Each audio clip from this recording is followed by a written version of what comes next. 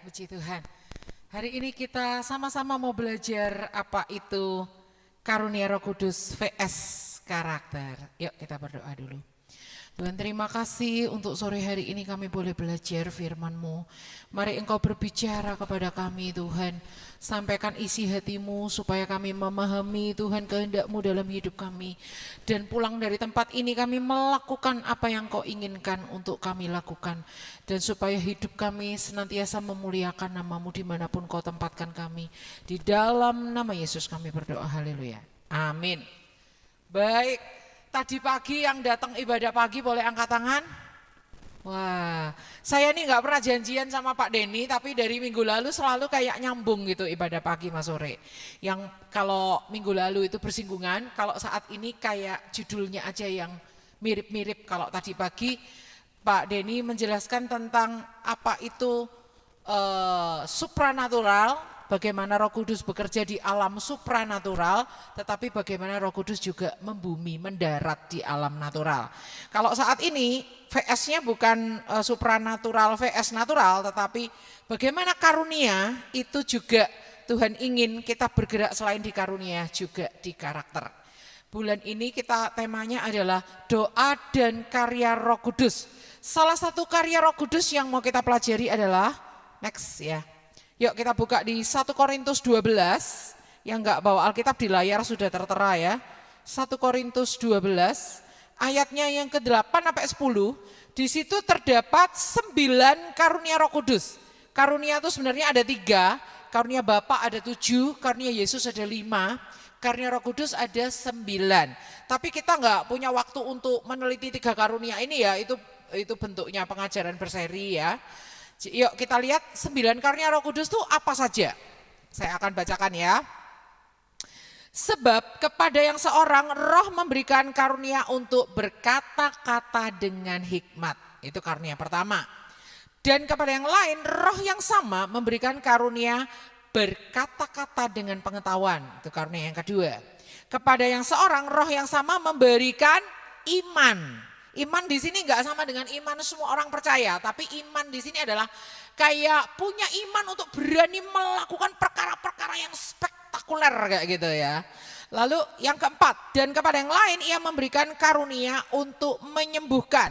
Yang kelima, kepada yang seorang Roh memberikan kuasa untuk mengadakan mujizat, dan kepada yang lain, yang keenam ya, ia memberikan karunia untuk bernubuat. Yang ketujuh, dan kepada yang lain lagi ia memberikan karunia untuk membedakan bermacam-macam roh. Yang kedelapan, kepada yang seorang ia memberikan karunia untuk berkata-kata dengan bahasa roh. Dan yang kesembilan, dan kepada yang lain ia memberikan karunia untuk menafsirkan bahasa roh itu. Jadi ada 9 karunia Roh Kudus. Jadi karya Roh Kudus salah satunya adalah selain memberi kita kekuatan, memberi kita penghiburan, selain Roh Kudus itu mengajar, Roh Kudus itu juga mencurahkan 9 karunia ini. Kepada setiap orang itu berlain-lainan, gak sama. Mungkin saya dapat karunia yang berkata-kata dengan hikmat, tetapi mungkin Anda punya karunia untuk membedakan bermacam-macam roh. Bisa saja ya, gak sama kepada setiap kita. Kira-kira kita kalau dapat karunia-karunia kayak gini seneng gak? Seneng ya, karena apa? Karunia ini ketika kita menggunakan dengan baik, menggunakan dengan tepat, itu bisa dipakai oleh Tuhan untuk menjangkau jiwa-jiwa. Jadi saya sering ya kalau ketemu orang sakit gitu, saya nggak peduli, kadang-kadang tukang sampah yang lewat, pernah ya di kota wisata Batu ada tukang sampah itu, sininya lehernya itu ada kayak benjolannya kayak gitu. Terus, loh Pak kenapa lehernya? Saya sakit Bu. Mau nggak saya doakan Pak? Gitu ya. Mau Bu, saya nggak ajak dia ke dalam, ya udah di jalan raya itu aja. Di rumah saya di Taman Arum itu kan jalan gangnya itu lebar aspal kayak gitu ya. Memang ya bukan jalan raya yang mobil-mobil lewat tuh bukan.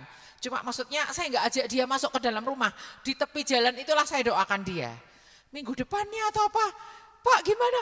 Wah, alhamdulillah Bu, sudah sembuh Bu. Itu apa namanya sakit saya, kempes-kempes sendiri. Puji Tuhan Pak, itu yang menyembuhkan Tuhan. Jadi saya sering kalau ketemu orang sakit gitu, saya doakan aja. Masalah sembuh apa enggak itu bukan urusan saya. Tetapi tanda-tanda ini akan menyertai orang percaya. Kamu akan menumpangkan tangan kepada orang sakit dan orang itu akan sembuh. Jadi karunia-karunia yang Roh Kudus berikan kepada kita, ini kalau kita peroleh, kita diberi karunia ini sama Tuhan, seneng ya, karena begitu memperlengkapi kita dalam pelayanan. Tapi mungkin banyak di antara kita yang berkata, tapi aku belum punya ya 99 itu, aku merasa gak punya satu pun ya Bu Grace. Gak apa-apa, minta. Kita tuh boleh minta karunia sama Tuhan. Nah sekarang kalau kita sudah mendapatkan karunia-karunia itu, apa yang Tuhan inginkan terhadap keseimbangan hidup kita dengan karakter?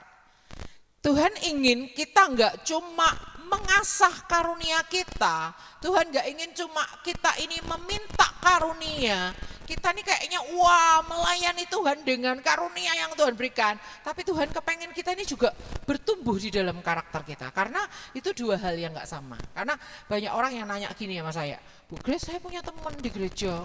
Bahasa rohnya keren banget Bu Grace. Pokoknya dia kalau bahasa roh itu, wah pokoknya kita sampai merinding gitu ya Bu Grace. Tapi kok orangnya kok seperti itu ya gitu. Terus seperti itu gimana? Orangnya kok gini, sifatnya kok gini. Nah ini banyak orang yang kacau, mengacau balokan karena menganggap karunia dan karakter itu sesuatu hal yang tercampur. Padahal memang itu berhubungan, tetapi itu tidak selalu seimbang pada diri seseorang. Ada orang yang karunianya luar biasa, tapi karakternya itu masih parah, masih perlu banyak pemrosesan, pemolesan yang daripada Tuhan ya. Nah, perlu untuk punya hati yang mau dibentuk karakternya. Nah, kadang-kadang kalau ketemu orang yang karunianya luar biasa tapi karakternya masih parah, itu membuat orang lain tuh merasa aku enggak perlu karakter, buktinya nanti kalau aku punya karakter, punya karunia, aku enggak perlu karunia, nanti kalau aku punya karunia kayak dia, karakterku jadi seperti dia gitu ya. Banyak orang yang menolak karunia hanya gara-gara tersandung oleh orang yang berkarunia tetapi tidak mengasah karakternya. Yuk, kita akan belajar satu-satu. Materi ini pertama kali saya pelajari itu dari Pak Pendeta Denny ya.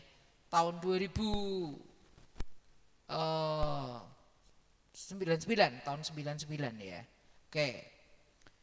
Ayo kita lihat Lukas pasalnya yang ke-10 ya. Pak Denny waktu itu ngajar di bawah ya, Pak Gem. Waktu itu belum lantai 2 kayak gini ngajar pakai papan tulis. Gak tahu Pak Gem masih ingat apa enggak. Ya kita buka ya, Lukas pasal 10 ayat 17 sampai ayat 20. Kemudian ke-70 murid itu kembali dengan gembira dan berkata, Tuhan, juga setan-setan takluk kepada kami demi nama-Mu. Lalu kata Yesus pada mereka, aku melihat iblis jatuh seperti kilat dari langit. Sesungguhnya aku telah memberikan kuasa kepada kamu untuk menginjak ular dan kalajengking. Dan kuasa untuk menahan kekuatan musuh. Sehingga tidak ada yang akan membahayakan kamu. Namun demikian janganlah bersukacita karena roh-roh itu takluk kepadamu. Tetapi bersukacitalah karena namamu terdaftar di surga. Di sini peristiwanya adalah Yesus mengutus ke-70 murid. 70 murid yang diutus ini pulang-pulang bawa laporan PKL ya, laporan KKN gitu ya. Praktek kerja lapangan gitu ya. Tuhan, iblis-iblis saja sampai keder gitu. Takluk demi nama-Mu gitu ya. Murid-murid merasa wah, karunianya berjalan kayaknya, wah, rasa hebat, rasa keren kayak gitu ya. Terus Tuhan bilang, iblis telah jatuh seperti kilat dari langit, artinya memang ketika kita menggunakan nama Yesus, demi nama Yesus, iblis itu pasti akan jatuh seperti kilat ya. Nah dikatakan Tuhan Yesus tuh ya gak heran karena sebelum mereka pergi Tuhan Yesus sudah memberikan kuasa ke murid-muridnya untuk menginjak ular dan kalajengking dan untuk menahan kekuatan musuh. Tapi Tuhan jelasin nama mereka, kamu tuh jangan bersukacita kalau roh-roh itu takluk kepadamu. Jangan kamu tuh kehappyan, kebaperan gitu ya, kesenengan gitu. Kalau iblis itu ngacir dalam nama Yesus pergi, itu jangan terlalu seneng gitu ya. Tapi Tuhan bilang bersukacitalah karena namamu terdaftar di surga. Artinya semua karunia kita itu tidak membuat nama kita terdaftar di surga. Nanti di surga gak akan ditanya, Grace, selama di dunia karuniamu apa yang sudah kamu kembangkan? Berapa jiwa yang sudah kamu menangkan? Berapa orang yang sakit doakan kamu sembuhkan? Berapa orang yang udah kamu konseling? Berapa orang ini Tuhan gak nanya karunia kita. Memang buah-buah itu dinantikan oleh Tuhan di akhir kehidupan kita, tapi Tuhan gak menanyakan karunia kita untuk melahirkan buah-buah pelayanan itu. Karunia memang dilibatkan, tapi bersukacitalah karena namamu terdaftar di surga. Yang membuat nama kita terdaftar di surga adalah darah Yesus yang sudah menebus kita, sehingga kita dari orang berdosa menjadi orang yang dibenarkan. Salah satu namanya kita terdaftar di surga adalah bukan setiap orang yang berseru kepadaku Tuhan, Tuhan, tapi setiap orang yang melakukan kehendak Bapakku yang di surga. Melakukan kehendak Bapa itu bicara tentang karakter. Saya nggak bilang bahwa karakter kita tuh bisa membeli keselamatan. Dalam arti wah kalau karakter kita bagus kita bisa masuk surga, karakter kita jelek kita masuk neraka. Bukan kayak gitu. Kita ini dibenarkan oleh kuasa darah Yesus. Namun perhatikan bahwa kita tidak bisa membeli keselamatan dengan perbuatan baik kita, itu nggak bisa. Tetapi ingat bahwa orang-orang yang tidak melakukan kehendak Bapa dalam hidupnya, itu namanya tidak akan tercantum di dalam kerajaan surga. Nah sekarang kita akan lihat Lukas 10 ayat 17-20 ini, kita akan bandingkan dengan Ibrani. Yuk kita lihat Ibrani pasal 12 ayat 22-24. Ibrani 12 ayat 22-24, demikian bunyi firman Tuhan. Tetapi kamu sudah datang ke Bukit Sion, ke kota Allah yang hidup, Yerusalem surgawi, dan kepada beribu-ribu malaikat suatu kumpulan yang meriah, dan kepada jemaat anak-anak sulung yang namanya terdaftar di surga, dan kepada Allah yang menghakimi semua orang, dan kepada roh-roh orang-orang benar yang telah menjadi sempurna, dan kepada Yesus pengantara perjanjian baru, dan kepada darah pemercikan yang berbicara lebih kuat daripada darah Habel. Nah kita lihat di sini. Ada orang-orang yang namanya terdaftar di surga. Oke, jadi mana lebih penting? Karunia atau karakter? Karakter. Tapi bukan berarti karunia nggak penting. Karunia itu penting karena itu akan memperlengkapi kita dalam melayani Tuhan. Akan memperlengkapi kita dalam menuai jiwa-jiwa. Akan memperlengkapi kita dalam melayani umat-umat Tuhan. Melayani jiwa-jiwa yang perlu kita layani. Coba kalau Anda mendoakan seseorang, lalu Anda diberi Tuhan karunia berkata-kata dengan pengetahuan. Saya pernah tuh ikut satu ibadah di mana ada seorang yang berkarunia nabi dan diberi Tuhan karunia berkata-kata dengan pengetahuan. Bisa tahu loh. Padahal nggak kenal loh ini. Anda berdua suami istri adalah ahli komputer. Emang benar Anda punya toko komputer. Bisa tahu loh itu ya di Madiun itu. Anda sudah 5 tahun menikah belum punya anak. Tahun depan waktu seperti ini juga Anda akan menimang anak laki-laki. Beneran tahun depannya benar-benar istrinya hamil dan benar-benar melahirkan seorang anak laki, dan itu memang orang ahli komputer, punya toko komputer. Itu di Madiun, saya sampai terperangah kayak itu. Kok bisa tahu padahal nggak kenal loh ya. Itu yang namanya berkata-kata dengan pengetahuan atau marifat ya. Berkata-kata dengan pengetahuan. Baik. Next kita akan lihat Lukas 9 ayat 54. Jadi kalau kita melayani jiwa-jiwa dengan karunia, wow itu benar-benar keren. Tapi yang lebih penting adalah pengasahan karakter kita. Lukas 9, jadi hidup kita harus seimbang ya Bapak Ibu Saudara. Lukas 9 ayat 54. Ketika 2 muridnya yaitu Yakobus dan Yohanes melihat hal itu, mereka berkata, Tuhan, apakah Engkau mau supaya kami menyuruh api turun dari langit untuk membinasakan mereka? Perhatikan ayat 55, akan tetapi ia berpaling dan menegur mereka. Lalu mereka pergi ke desa yang lain. Ini ceritanya Yesus sama murid-muridnya mau pergi ke Yerusalem, tapi harus lewat satu tempat di mana di tempat itu banyak orang Samaria. Orang Samaria itu orang Yahudi yang menikah campur dengan orang non-Yahudi sehingga menghasilkan satu bangsa yang dinamakan Samaria. Nah orang Samaria di zamannya Yesus itu bermusuhan dengan orang-orang Yahudi yang asli, yang benar-benar keturunan Abraham kayak gitu ya. Orang Samaria itu kafir, udah campur-campur gitu ya. Nah Tuhan Yesus mau lewat di situ, tapi orang Samaria tuh nggak boleh rombongan Yesus lewat situ karena mereka tahu tujuannya Yesus dan rombongan itu ke Yerusalem. Mereka anti Yerusalem, jadi nggak boleh lewat sini. Lalu dua orang muridnya Yesus yang namanya Yohanes dan Yakobus itu bilang sama Tuhan Yesus, gini aja, boleh nggak kita minta Tuhan turunkan api dari langit supaya membinasakan orang-orang ini. Set, bengkobong, mati kabeh. Itu bicara apa? Karunia. Bisa enggak? Bisa saja, banyak terjadi di perjanjian lama. Dalam peperangan Tuhan kirimkan hujan batu, Sodom Gomora Tuhan kirimkan api belerang. Bisa enggak sih? Bisa aja. Elia berdoa, tiba-tiba Tuhan kirim api. Ya, itu perkara kecil bagi Tuhan untuk melakukannya ya. Dan kalau seandainya Yohanes dan Yakobus ini diperbolehkan oleh Tuhan Yesus, kira-kira bisa terjadi enggak? Bisa aja. Tapi dikatakan di ayat 55, akan tetapi ia berpaling dan menegur mereka. Artinya apa? Tuhan Yesus ya gak berkenan lah. Karunia kok dipakai untuk menggosongkan orang Samaria hanya gara-gara gak boleh lewat di situ. Yang dilakukan Yesus apa? Lalu mereka pergi ke desa yang lain. Yesus ngalah, jalan muter gak apa-apa, rutenya lebih jauh gak apa-apa. Mengalah itu indah, mengalah tidak berarti kalah. Justru orang yang bisa mengendalikan diri itu justru orang yang menguasai kota. Nah, Yesus itu tidak mengiyakan ketika Yakobus dan Yohanes mau memakai karunia dengan seenak-enaknya. Tapi yang Yesus lakukan adalah mengedepankan karakter. Gak usah aneh-aneh, kita muter aja gitu. Walaupun Yesus bisa melakukan hal itu, Yesus tidak mau. Nah kita lihat lagi berikutnya, next 1 Korintus 9 ayat 27. 1 Korintus 9 ayat 27. Tetapi aku melatih tubuhku dan menguasainya seluruhnya, supaya setelah memberitakan Injil kepada orang lain, jangan aku sendiri ditolak.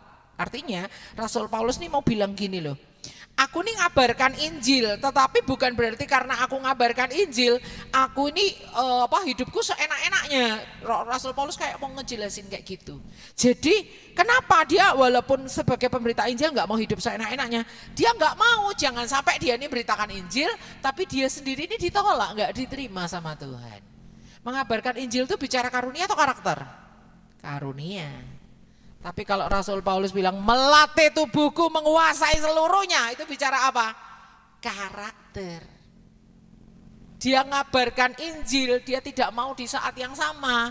Dia itu kedapatan mencurilah, bohonglah, menipu sana sinilah.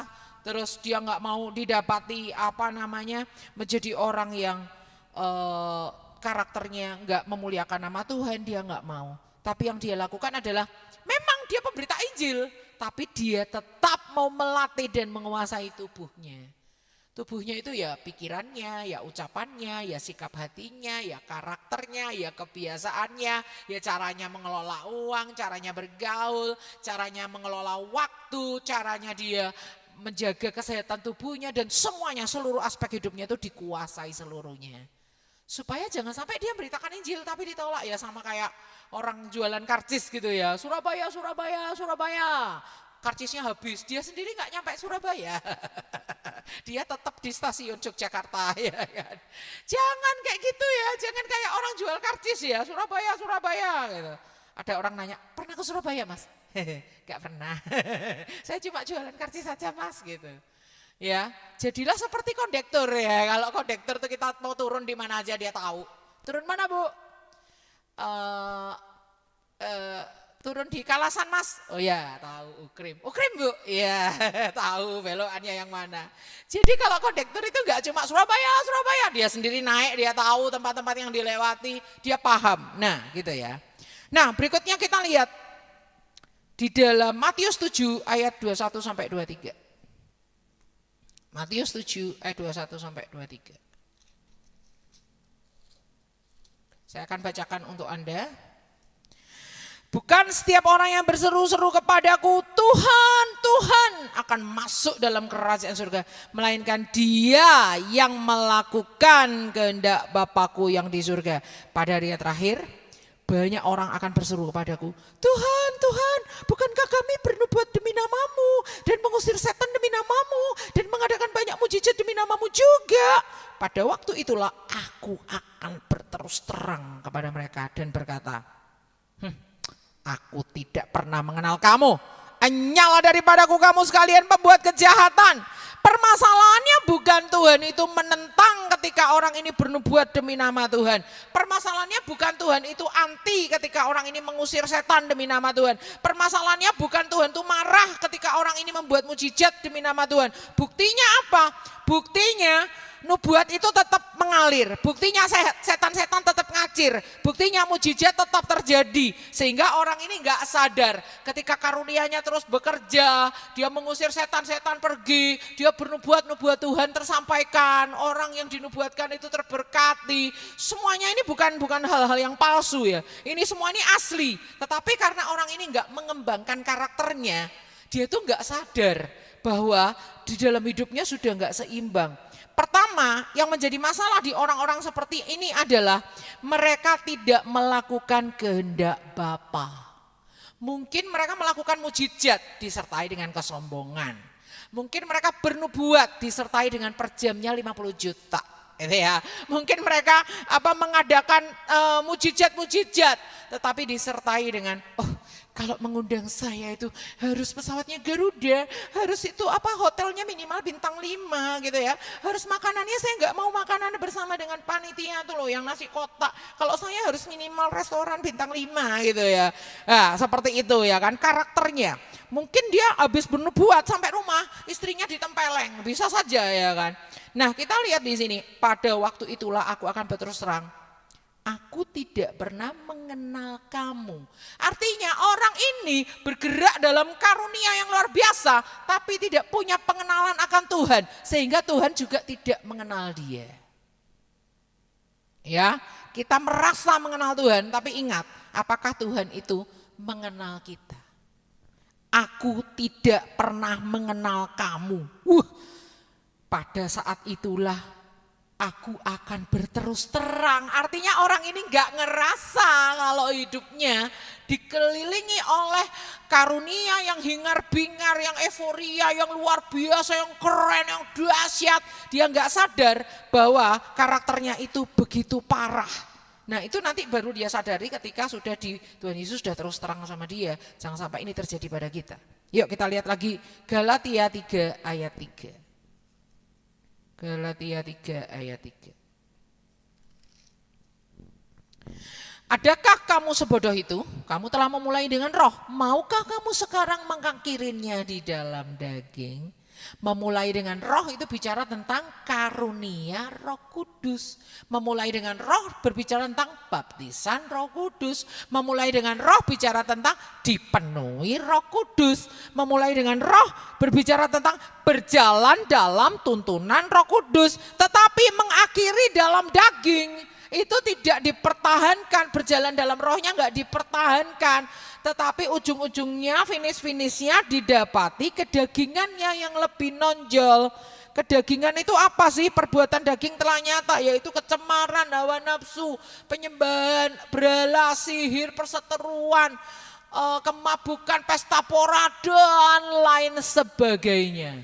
Orang-orang yang seperti ini tidak mendapat bagian dalam kerajaan surga. Ya. Nah, sekarang kita lihat lagi, kita akan lihat bedanya apa Saul dan Daud. Kita lihat 1 Samuel 10 ayat 6 dan ayat 9. 1 Samuel pasalnya yang ke-10 ayat 6 dan ayat 9. Maka roh Tuhan akan berkuasa atasmu. Ini adalah kata-kata Samuel kepada Saul, ya kan? Maka roh Tuhan akan berkuasa atasmu, engkau akan kepenuhan bersama-sama dengan mereka dan berubah menjadi manusia lain. Artinya Saul ini tadinya adalah seorang pebisnis lembu, Saya nggak sempat menjelaskan lebih jauh dengan keterbatasan waktu, tapi percayalah bahwa Saul ini berjalan di belakang lembu-lembunya. Lembunya ini kalau bahasa aslinya lembu bakar, yang bukan bakar-bakar sate itu bukan ya. Bakar, pakai ki. Bakar itu jenis lembu yang sangat mahal. Bahkan waktu Saul ini mau ngasih SMS, short message atau pesan singkat ke seluruh suku-suku Israel, yang dipecah-pecah, yang dimutilasi itu adalah lembu jenis bakar ini yang mahal ini. Potongan-potongannya dibagi ke seluruh suku Israel, mereka ditanyai mau ikut perang enggak, gitu kan. Pakai lembu yang mahal ya. Karena Saul ini dari keluarga kaya dan seorang bisnismen. Nah, kita lihat di sini ya.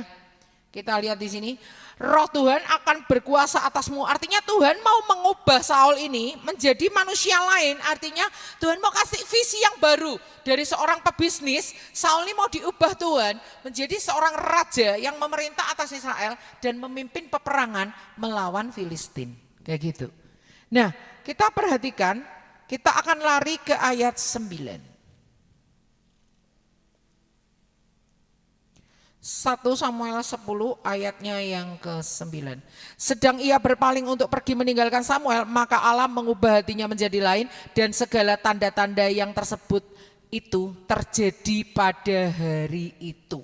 Di sini kita lihat Saul memulainya dengan roh. Dia diurapi oleh Samuel dengan urapan Roh Kudus, dengan urapan Roh Tuhan.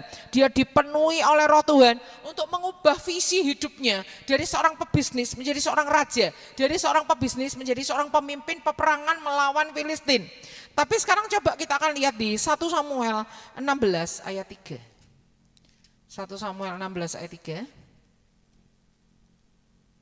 Kemudian undanglah Isai ke upacara pengorbanan itu. Lalu aku akan memberitahukan kepadamu apa yang harus kau perbuat. Urapilah bagiku seorang yang lain.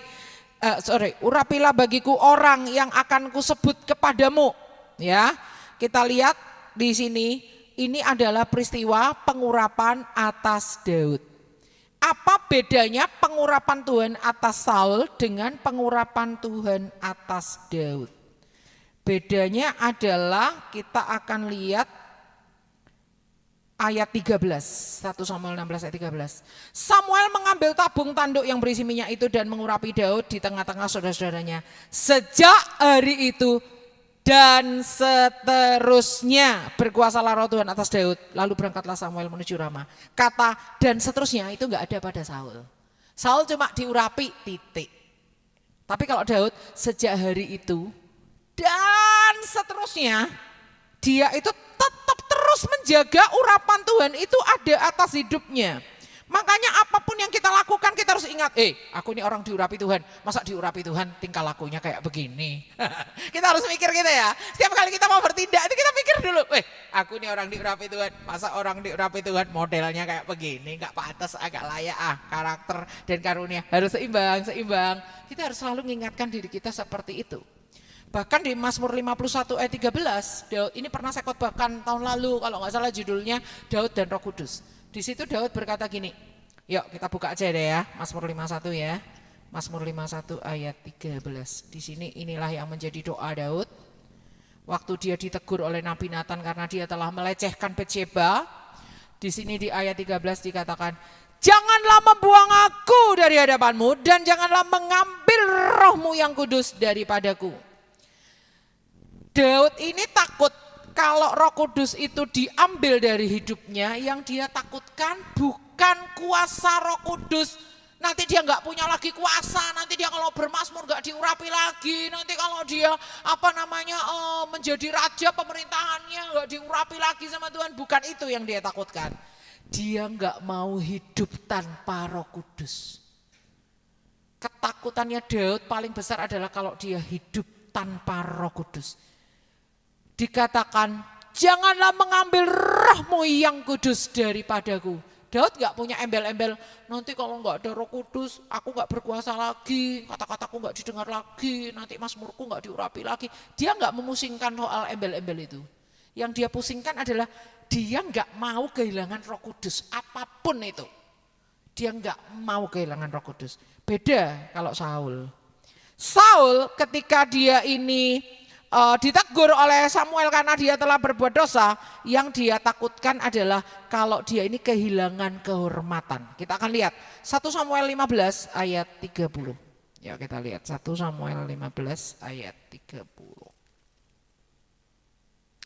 Tetapi kata Saul, aku telah berdosa, tetapi tunjukkanlah juga hormatku kepadaku sekarang. Tunjukkanlah juga hormatmu kepadaku sekarang di depan para tua-tua bangsaku dan di depan orang Israel. Kembalilah bersama-sama dengan aku, maka aku akan sujud menyembah kepada Tuhan Allahmu. Jadi ketika Saul ini ditegur oleh Samuel, yang dia paling takutkan adalah kalau dia ini kehilangan gengsinya. Tapi kalau Daud sama sekali enggak. Begitu dia ditegur oleh Nabi Nathan, yang dia takutkan adalah jangan sampai dia ini kehilangan Roh Kudus. Baik Bapak Ibu Saudara, satu hal yang ingin saya sampaikan di sini adalah firman Tuhan ini pedang bermata dua. Tidak cuma untuk Anda aja, tapi juga untuk saya. Sebenarnya khotbah ini ada bagian tengahnya itu bicara tentang Simson. Bagaimana Simson itu orang yang sangat diurapi Tuhan, diurapi Roh Kudus. Di kitab Hakim-Hakim itu hanya ada 5 kata Roh Tuhan. 1 itu berkaitan dengan Yefta, tapi 4 diantaranya itu semuanya berbicara tentang Simson.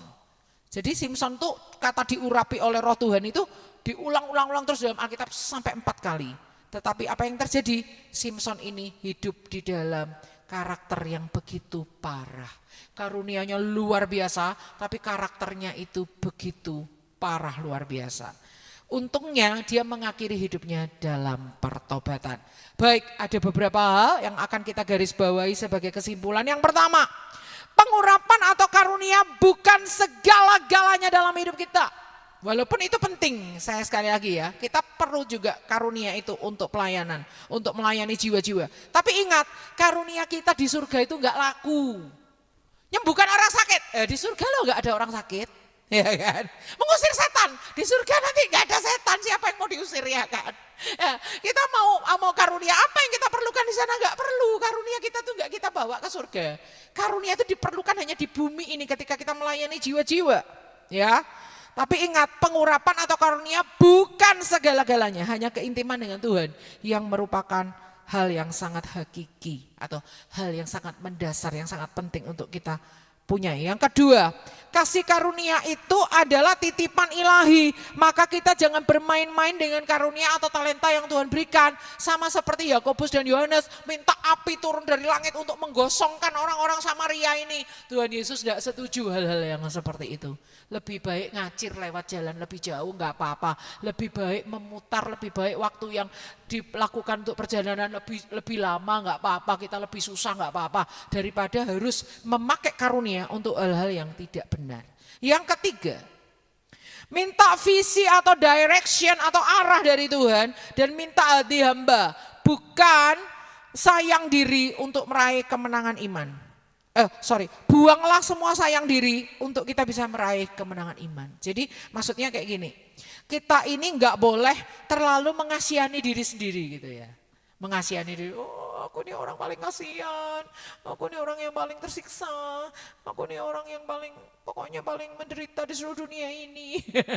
Gak usah kayak gitu ya kan. Tapi kita minta visi atau direction atau arahan dari Tuhan. Tuhan, saya mengalami ini pasti ada maksud Tuhan.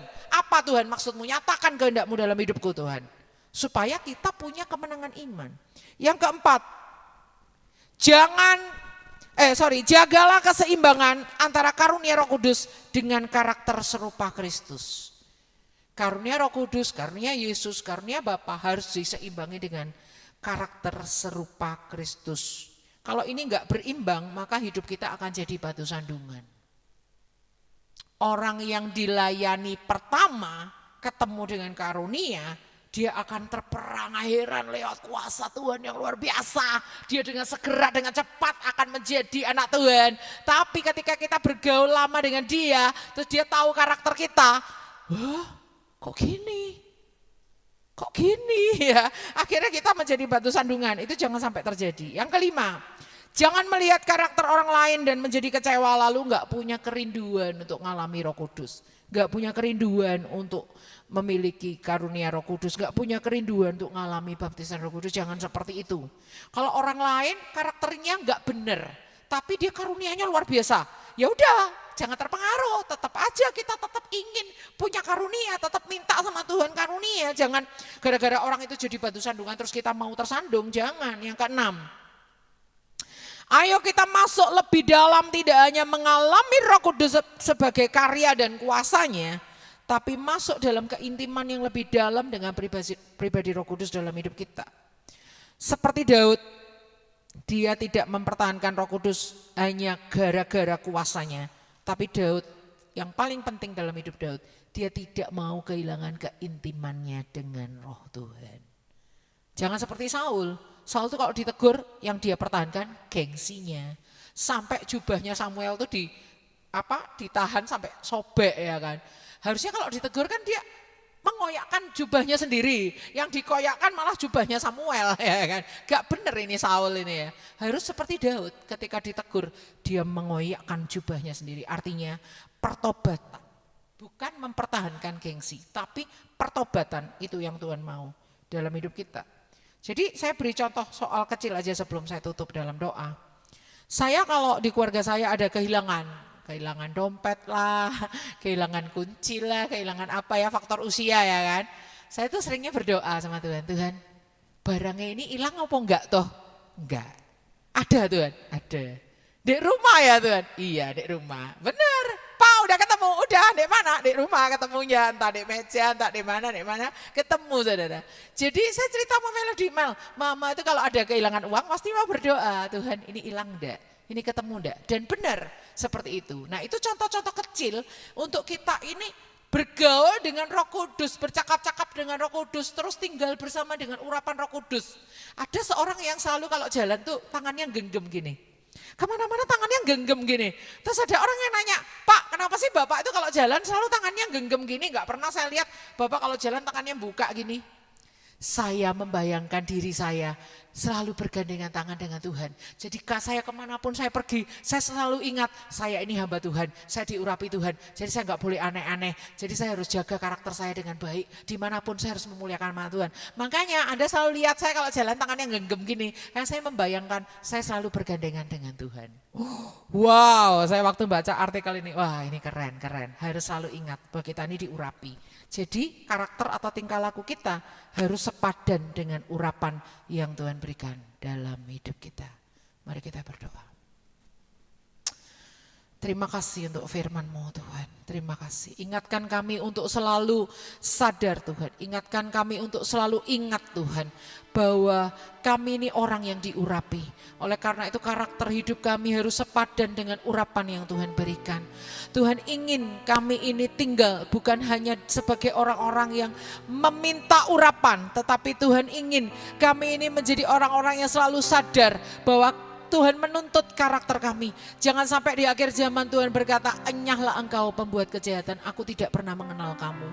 Jangan sampai kami menjadi seperti itu Tuhan.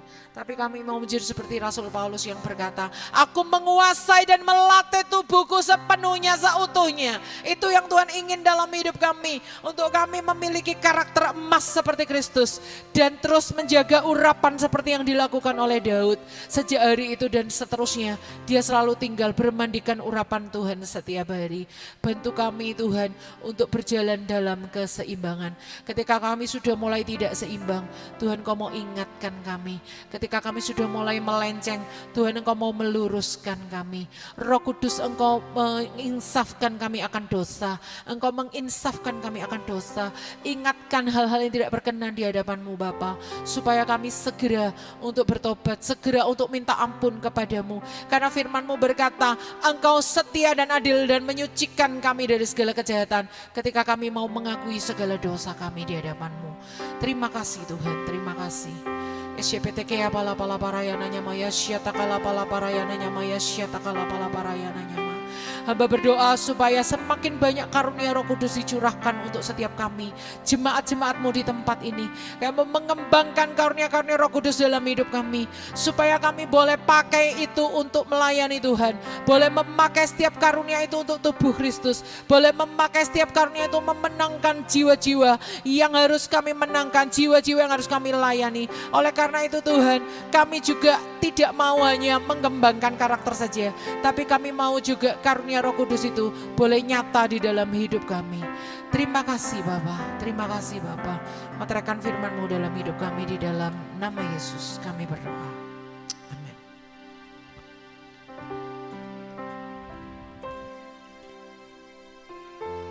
Karunia Roh Kudus itu ada 9 macam. Dan nanti kalau Bapak Ibu Saudaraku belajar buah roh juga 9. Jadi karunia Roh Kudus ada 9, buah roh juga 1 buah 9 jenis. Buah roh itu 9, semuanya harus seimbang. Dan kalau engkau gak mau pusing dengan karunia, kiranya karakter kita menjadi semakin serupa dengan Kristus. Mari kita berdiri bersama-sama. Peganglah tanganku Roh Kudus. Peganglah tanganku Roh Kudus setiap hari. Ku tak dapat jalan sendiri tanpa Roh-Mu. Bawalah diriku kepada segala kebenaran, agar ku tidak tersesat, mengikuti jalan-Mu. Peganglah tanganku Roh Kudus, peganglah tanganku Roh Kudus setiap hari. Ku tak dapat jalan sendiri tanpa bawalah diriku kepada segala kebenaran. Bawalah diriku kepada segala kebenaran, agar ku tidak tersesat, mengikuti jalan-Mu. Peganglah tanganku Roh Kudus, peganglah tanganku Roh Kudus setiap hari. Ku tak dapat jalan sendiri tanpa Roh-Mu.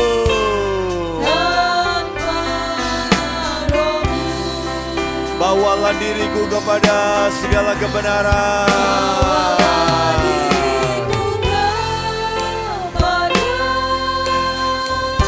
segala kebenaran, agar ku tidak tersesat, mengikuti jalan-Mu. Bapak Ibu Saudaraku, karunia itu kalau saya gambarkan seperti alat untuk memudahkan pekerjaan. Sebenarnya semakin dewasa seseorang di dalam Tuhan, maka dia harus punya beban untuk jiwa-jiwa. Jadi sekarang coba cek apakah seberapa jauh kadar keterbebanan kita terhadap jiwa-jiwa di sekeliling kita. Dan untuk kita melayani mereka, untuk kita menjangkau mereka, kita butuh alat. Itulah karunia. Kita bisa nggak pakai karunia. Karunia nggak penting, yang penting buah roh. Kita bisa nggak pakai alat. Cabut paku, saudaraku, kita pakai tangan. Bisa mungkin, tapi susah. Tapi lebih enak kalau ada alatnya kan. Ada catut atau ada palu yang ada gagangnya ada untuk mencabut pakunya. Alat memudahkan sebuah pekerjaan. Bapak Ibu masak, Bapak Ibu perlu sortil, saudaraku, perlu alat untuk membolak-balik apa yang kita goreng. Kita bisa nggak pakai itu, pakai kayu bisa, pakai bambu bisa, tapi akan kesulitan. Jadi alat bisa kita nggak pakai, karunia disediakan oleh Tuhan untuk engkau melayani sebenarnya. Nah sayangnya tidak banyak orang yang punya hati untuk melayani. Sayangnya adalah tidak banyak orang yang mau terbeban bagaimana sih caranya supaya aku jadi berkat buat orang lain. Tuhan siapkan kekayaan, Tuhan siapkan fasilitas. Jadi karunia adalah alat, karunia adalah fasilitas. Kita bisa nggak pakai. Kita bisa ke Magelang jalan kaki bisa, tapi kalau ada motor itu memudahkan, gitu ya. Jadi kalau kita bergerak dalam karunia Roh Kudus, hidup kita ini akan dimudahkan, saudara. Iya. Menghadapi anak kita nih, anakku nih jujur apa bohong. Kalau kita ada karunia bekerja dalam kita, kita ngerti, oh dia bohong. Gitu ya.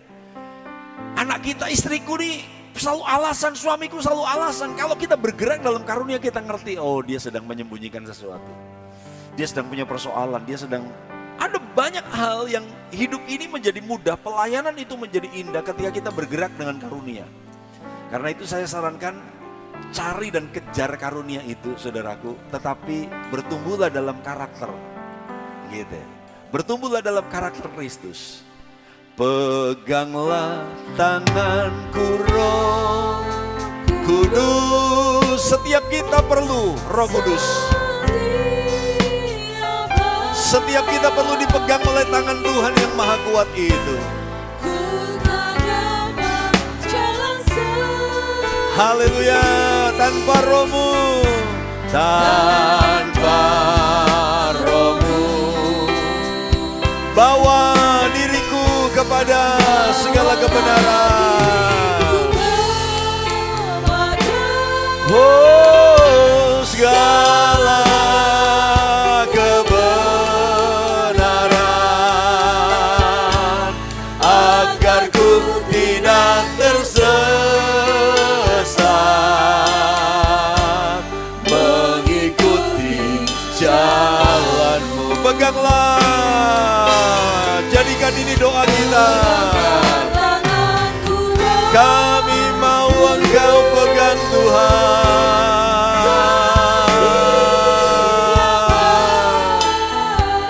Oh, ku tak dapat jalan sendiri tanpa rohmu. Bawalah diriku kepada segala kebenaran, agar ku tidak tersesat, mengikuti jalanmu. Agar ku tidak tersesat, agar ku tidak tersesat, mengikuti jalan, agar ku tidak tersesat. Haleluya. Agar ku tidak tersesat, mengikuti jalanmu. Sebelum pulang, mari 1-2 menit, beberapa saat kita sembah Tuhan. Tuhan, kami tidak mau tersesat. Bawa kami kepada seluruh kebenaran. Bawa kami kepada seluruh kebenaran. Tunjukkan, singkapkan, pulihkan, pulihkan.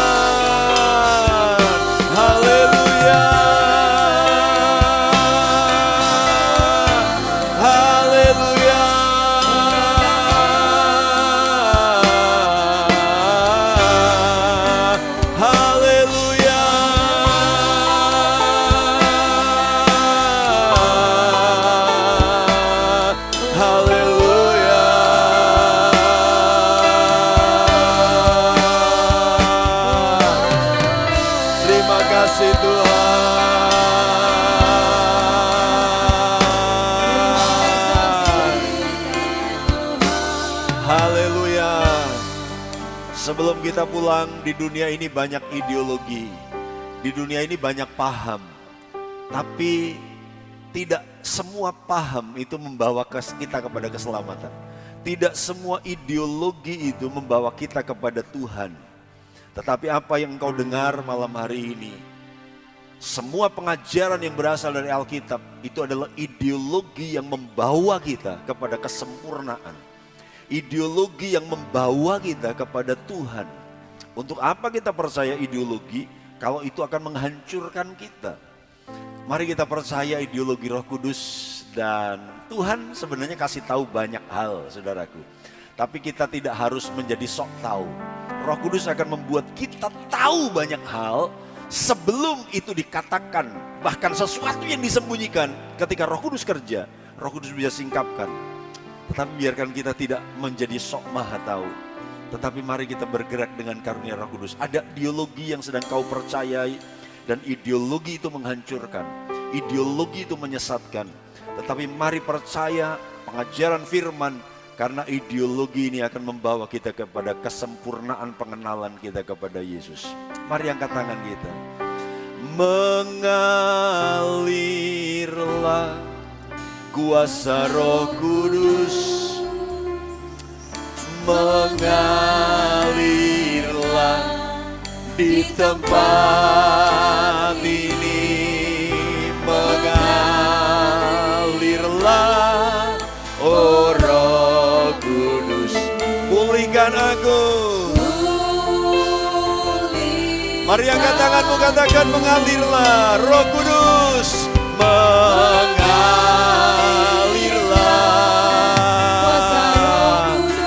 Biarkan dia mengalir menjamah hatimu. Biarkan dia mengalir menjamah hidupmu. Mengalirlah.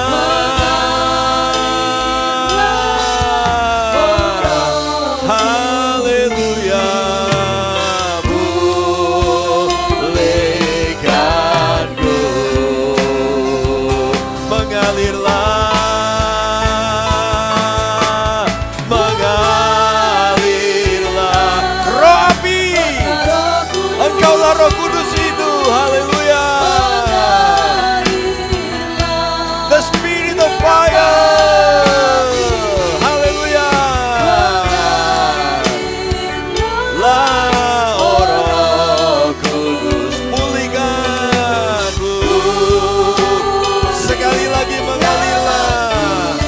Kami mau engkau mengalir,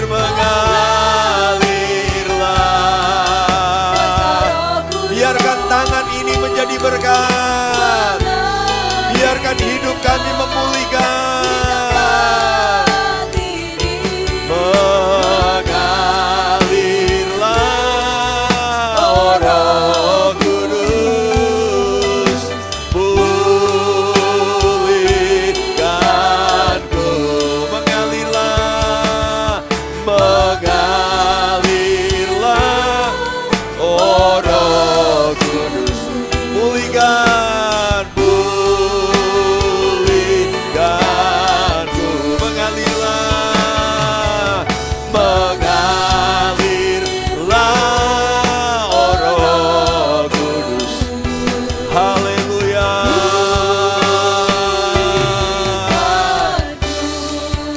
Kami mau pulang, sertai umat-umatmu, pegang tangan mereka. Roh Kudus, jangan biarkan mereka berjalan sendiri.